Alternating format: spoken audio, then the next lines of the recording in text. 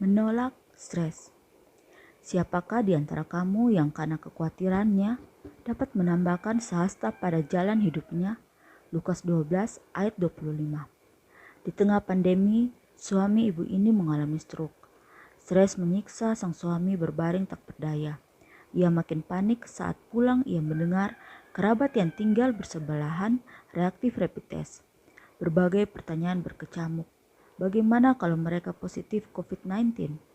Bagaimana kalau si kerabat yang masih beraktivitas seperti biasa itu menulariku dan aku harus diisolasi? Siapa yang mengurus suamiku? Bagaimana kalau suamiku yang sedang sakit itu tertular? Mampukah ia bertahan? Semua kecemasan ini membuatnya nyaris histeris. Syukurlah, itu semua tak terjadi. Kerabat mereka dinyatakan negatif tes PCR. Para ahli kesehatan mengatakan bahwa daya imunitas sangat mempengaruhi kemampuan tubuh kita dalam menghadapi penyakit.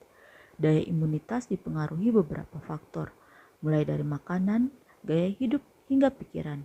Ya, selalu khawatir dan stres bisa menurunkan imunitas. Amsal 17 ayat 22 setuju dengan ini. Stres dan khawatir bisa menjadi sebab ataupun akibat. Ada orang jadi cemas setelah mendengar kabar-kabar menakutkan di sekitarnya. Di sini, khawatir adalah akibat, tapi banyak juga orang yang seolah suka menyimak dan memikirkan hal-hal yang membuat tak damai sejahtera. Berita kriminal lebih digemari ketimbang firman.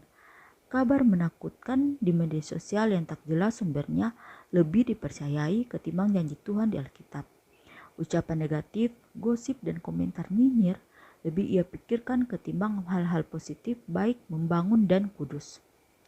Kekhawatiran berlebihan tak pernah memperpanjang hidup seseorang, bahkan sebaliknya justru menguranginya. Khawatir atau takut saat situasi memang tak jelas dan banyak ancaman memang wajar. Namun, kita juga selalu bisa menghalangi kekhawatiran itu, menguasai pikiran dan mengatur hidup kita. 1 Petrus 5 ayat 7 berkata, serahkanlah segala kekhawatiranmu kepadanya, sebab ia yang memelihara kamu. Entah kekhawatiran yang Anda rasakan adalah akibat ataupun kita sendiri yang tanpa sadar mencarinya, Anda bisa mengalahkannya. Caranya adalah dengan menyerahkan dan segala masalah kita kepada Allah dan izinkan ia bekerja dengan kuasanya. Dengan percaya pada Allah, kita sedang memilih untuk tidak dikuasai kekhawatiran dan stres.